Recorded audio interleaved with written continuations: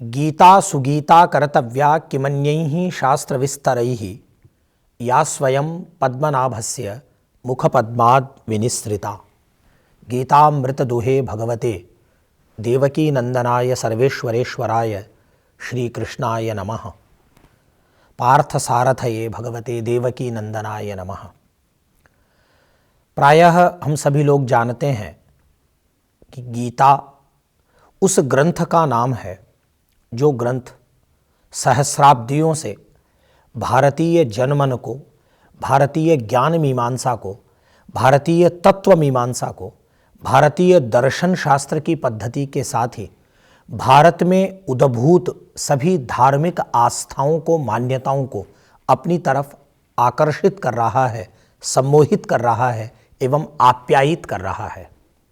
प्रायः जब लोगों से बात की जाती है गीता के विषय में तो लोग जो शास्त्रीय अध्ययन से बहुत संलग्न नहीं है वे लोग यहाँ भ्रमित हो जाते हैं कि गीता क्या है। लोग कहते हैं कि गीता एक ऐसा ग्रंथ है जिसे धर्मक्षेत्र कुरुक्षेत्र में भगवान श्री कृष्ण ने अपने सारथी भूत अर्जुन को कृपापूर्वक सुनाया। यह बात सही है, लेकिन यह जानने की बात है कि आखिर गीता में ऐसा क्या जादू है कि वह सभी के सिर चढ़कर बोलती है और केवल संस्कृत साहित्य ही नहीं, संस्कृत में लिखने वाले आचार्यों ने ही नहीं, बल्कि देश को आज़ाद करवाने के लिए स्वतंत्रता संग्राम में अनेक ऐसे मनीषी हुए जिन्होंने स्वतंत्रता की ज्योति के प्रज्वलन के लिए जिस आधार ग्रंथ को चुना वह ग्रंथ गीता था।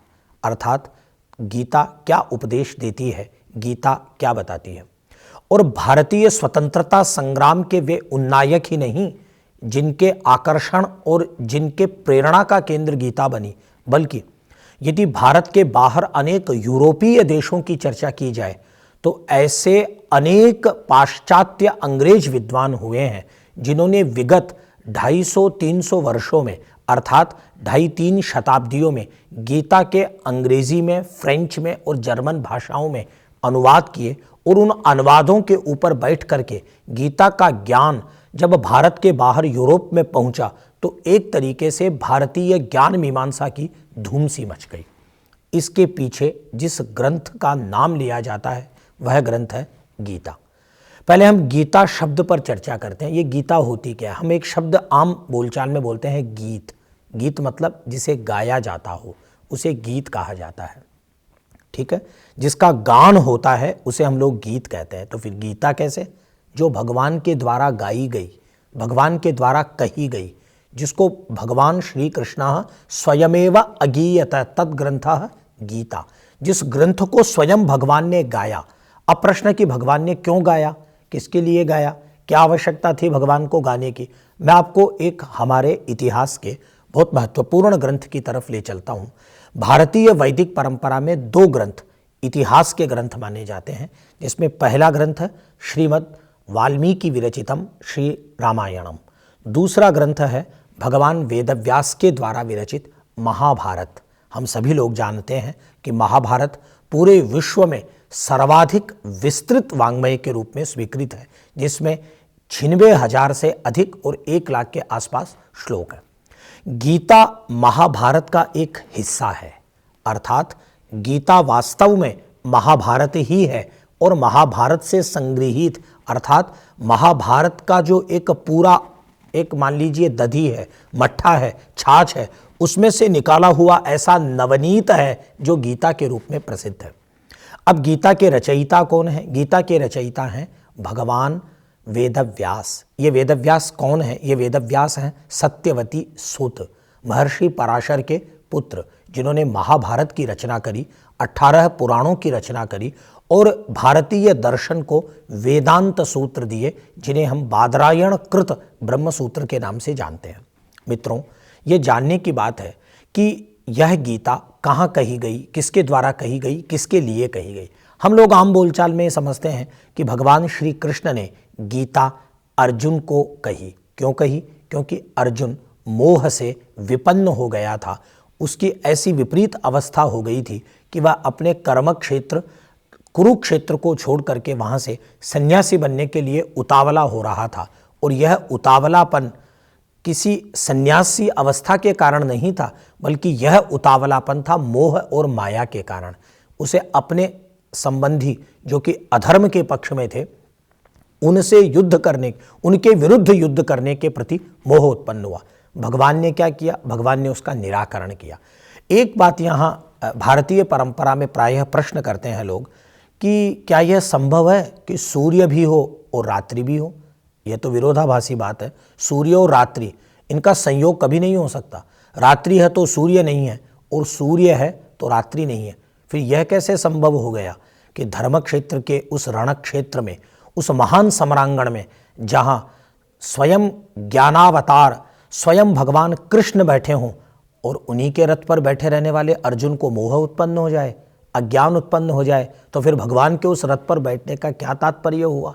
यह प्रश्न किया लोगों ने कि क्या भगवान कृष्ण के बैठे रहने पर भी अर्जुन को अज्ञान हो जाता है? तो फिर कैसे भगवान? कौन से भगवान?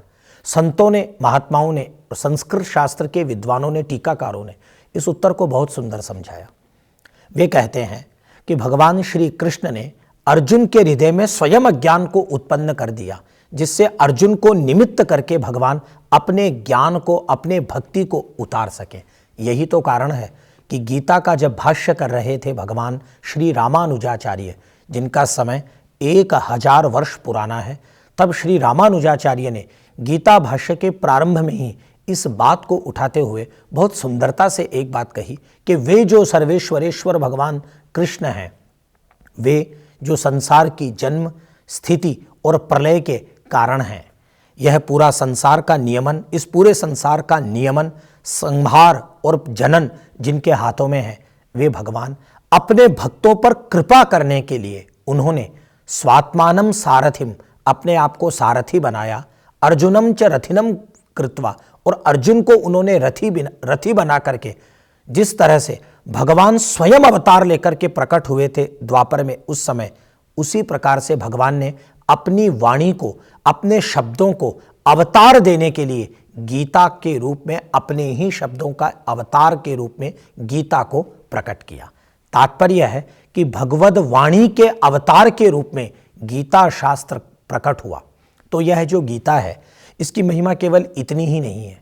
मैं आपको भगवान शंकराचार्य की तरफ ले चलता हूँ, जो कि 8वीं शताब्दी में, जिनका जन्म शैक्षणिक वर्ग के लोग मानते हैं, केरल में भगवान श्री शंकराचार्य का प्राकट्य हुआ।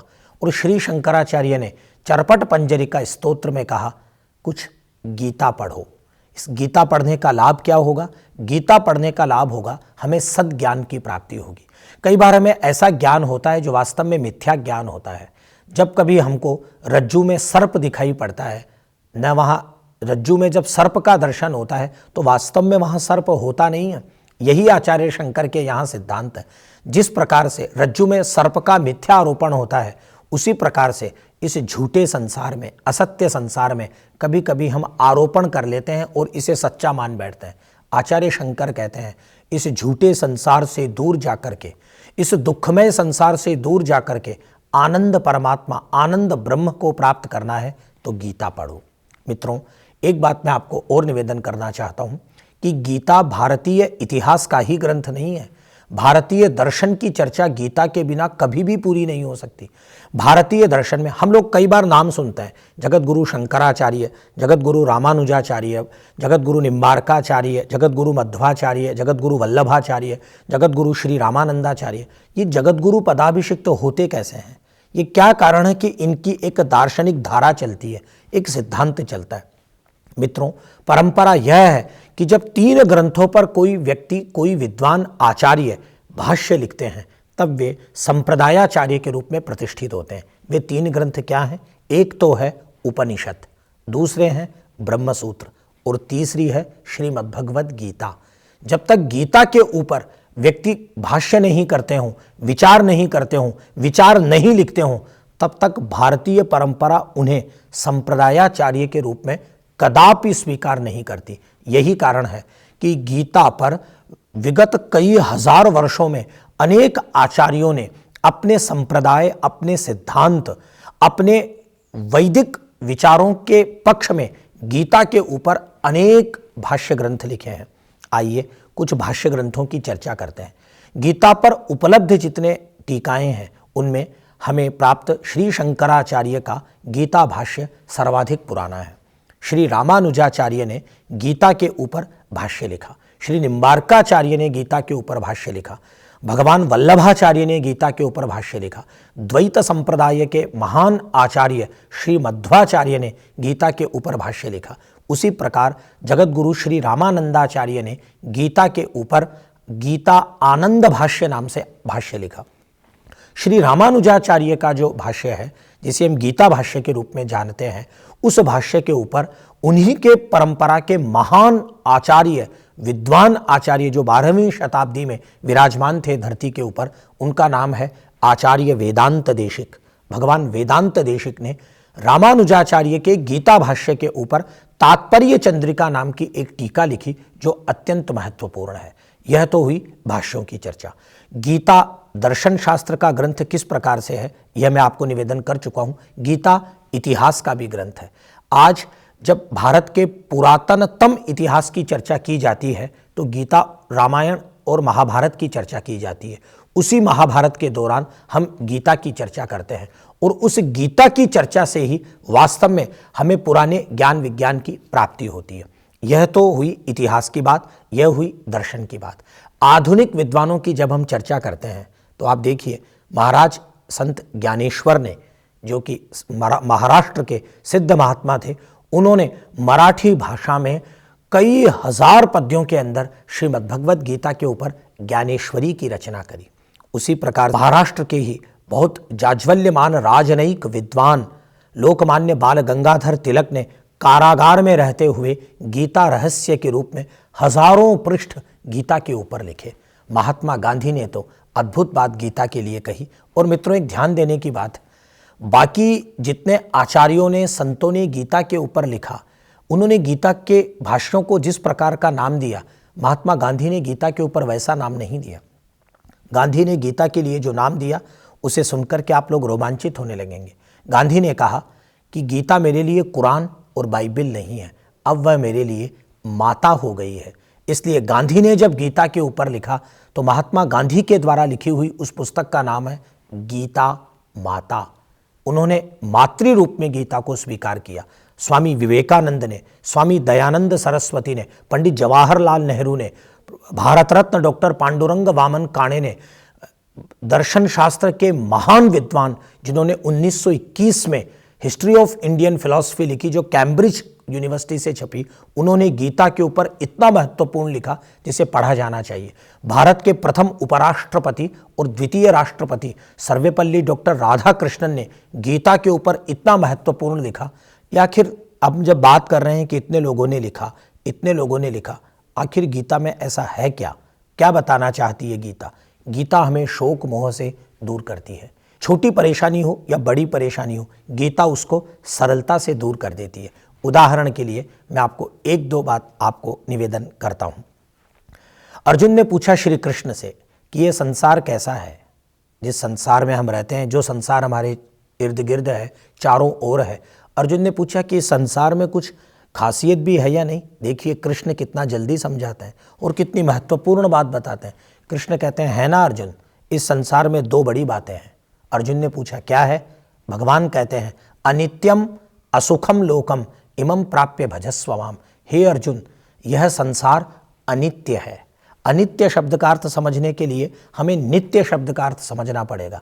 नित्य शब्द का अर्थ होता है त्रिकाला बाध्यत्वम नित्यत्वम।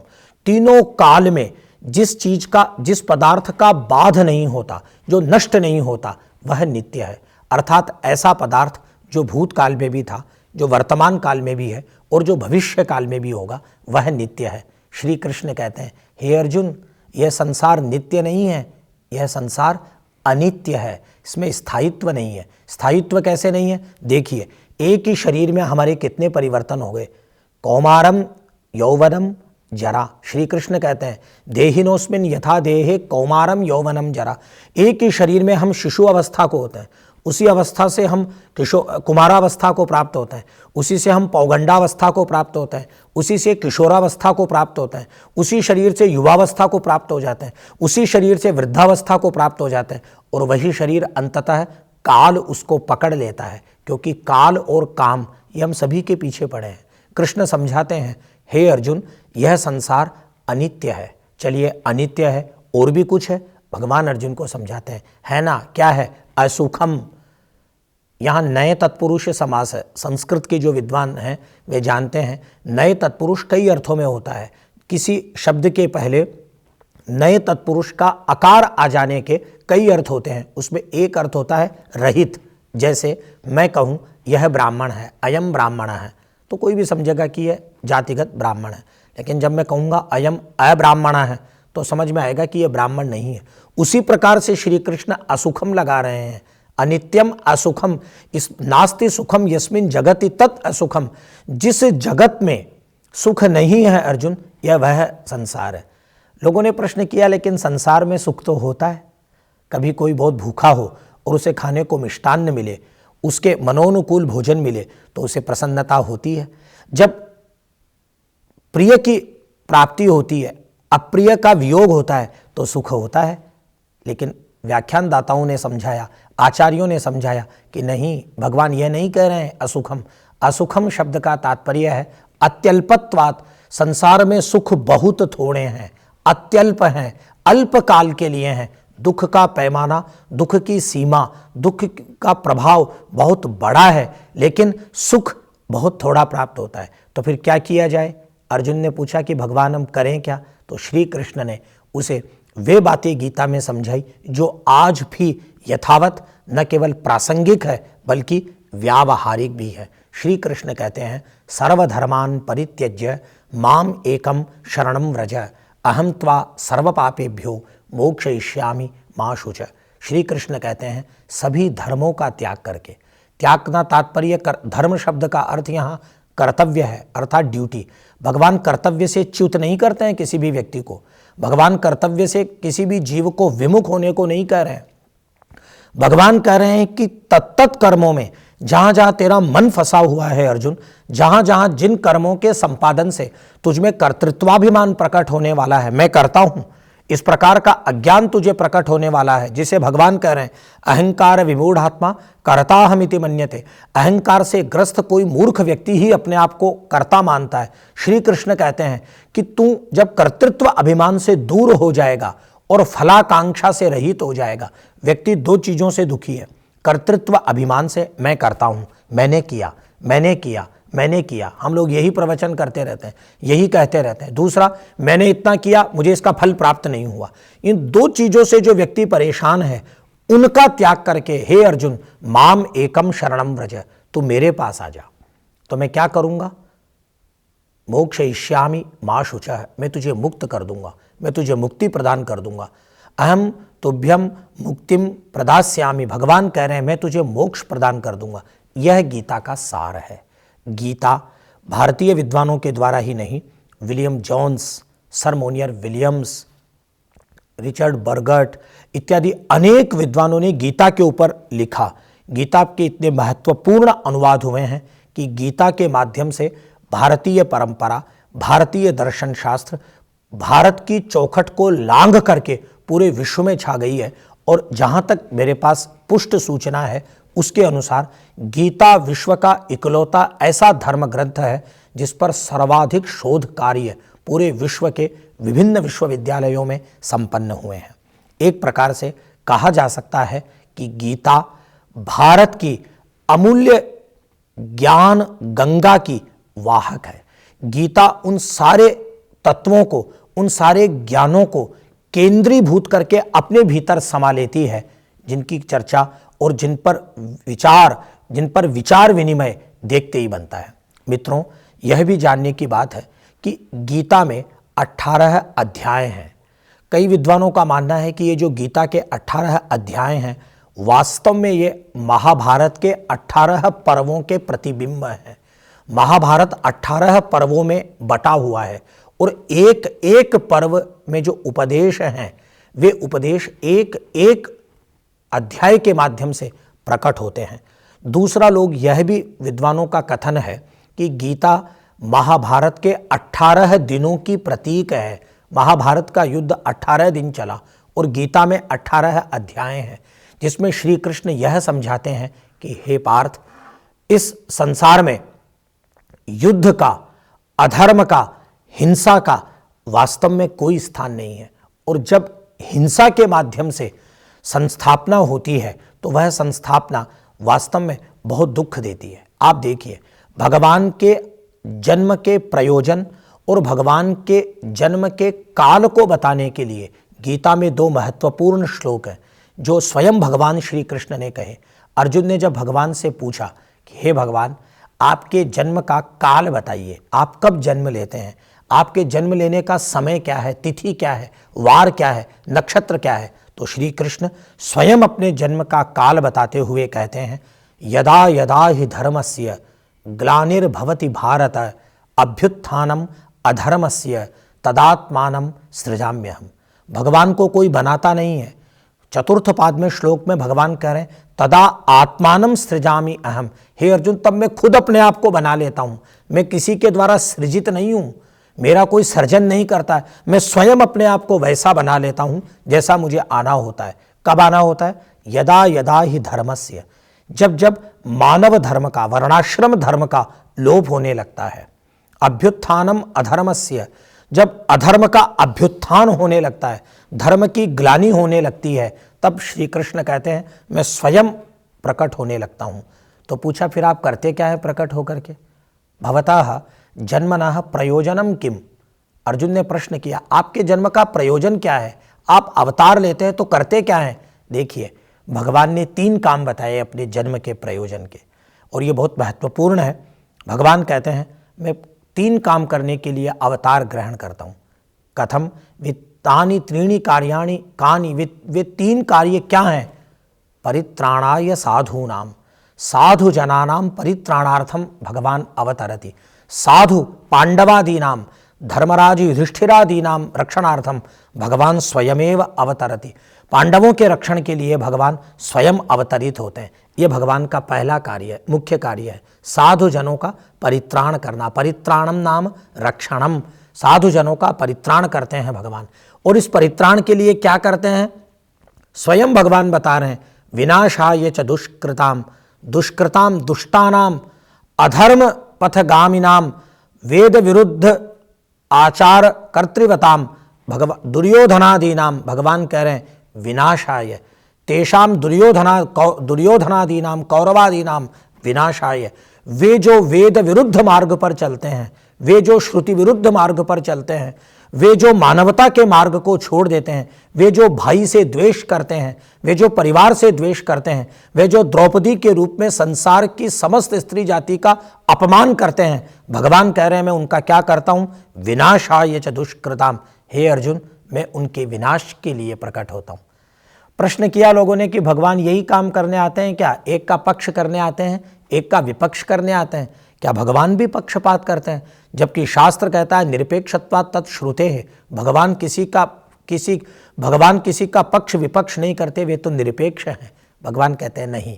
क्या करते हैं? ऐसा कार्य करके, साधु जनों का परित्राण करके, असाधु जनों का विनाश करके मैं करता क्या हूं? धर्म संस्थापनार्थाय, धर्मस्य संस्थापनाय, धर्मस्य संस्थापनार्थम। भगवान स्थापनार्थ शब्द का प्रयोग नहीं कर रहे हैं। स्थापन शब्द का मतलब होता है रखना, संस्थापन शब्द का मतलब होता है भली प्रकार से रखना। भगवान संस्थापन शब्द का प्रयोग कर रहे हैं। धर्म संस्थापनार्थाय, धर्म के भली प्रकार से संस्थापन के लिए, युधिष्ठिर को हस्तिनापुर का राजा बनाने के लिए, भीष्म पितामह का कल्याण करने के लिए, द्रोण कृप इत्यादि का उद्धार करने के लिए, महात्मा विदुर का कल्याण करने के लिए, ऋषि मुनियों सज्जनों का कल्याण करने के लिए भगवान धर्म संस्थापनार्थाय संभवामि युगे युगे। हे अर्जुन, मैं युग युग में अवतरित होता हूं। यह तो हुई एक बात। अब ईश्वर ऐसा क्यों करते हैं, यह एक प्रश्न है। यह प्रश्न इसलिए है कि अर्जुन ने जब भगवान से प्रश्न किया कि हे भगवान, ये इतना दिव्य ज्ञान आप प्रदान कर रहे हैं, ये ज्ञान आप किसको दे रहे हैं? भगवान ने कहा मेरे भक्त को। तो यहाँ आनंद की बात है। अर्जुन ने प्रश्न किया कि आपके भक्त तो सारे लोग हैं, तो आप मुझे ही क्यों प्रदान कर रहे हैं? देखिए, यहाँ भगवान ने विनोद किया गीता के अंदर। ये बहुत आनंद की बात है। भगवान ने कहा ये बाकी लोग मेरे भक्त तो हैं अर्जुन, लेकिन तेरे से मेरा एक नाता और है, एक संबंध और है। पूछा अर्जुन ने कि क्या संबंध है? आप श्लोक सुनिए गीता का। भगवान कह रहे हैं तू मेरा भक्त तो है, भक्त में तो अतिव्याप्ति हो रही है, भक्त तो और जगह भी है, लेकिन भगवान कह रहे हैं भक्तों सी में सखा चेती। हे अर्जुन, तू मेरा सखा भी है, तू मेरा मित्र है, और इतना बड़ा गोपनीय ज्ञान अपने किसी सखा को ही दिया जाता है। कहने का तात्पर्य है कि गीता का सार, गीता के अंतिम श्लोक में सर्वात्मना अंध धृतराष्ट्र को कहते हुए संजय ने कहा, वह श्लोक है यत्र योगेश्वरः कृष्णो यत्र पार्थो धनुर्धरः तत्र श्रीर्विजयो भूतिः ध्रुवा नीतिर्मतिर्मम। जहाँ योगेश्वर श्री कृष्ण है, जहाँ अर्जुन है, वहीं श्री है, वहीं धर्म है, वहीं विजय है, वहीं कीर्ति है। वास्तव में धर्म शब्द से प्रारंभ होने वाला यह गीता शास्त्र मतिर्मम, यह धर्म मनुष्यों की मति में विराजमान रहे, मानवता विराजमान रहे, इसी का संपादन करने के लिए, इसी की प्रेरणा देने के लिए श्री कृष्ण ने गीता को अर्जुन को निमित्त बन के सारी मानव जाति के लिए उतारा है, जो संपूर्ण मानव जाति के लिए वैसे ही वरदान है जैसे मानव जाति के लिए वायु वरदान है, आकाश वरदान है, सूर्य वरदान है, पृथ्वी वरदान है और जल वरदान है। धन्यवाद, नमस्कार।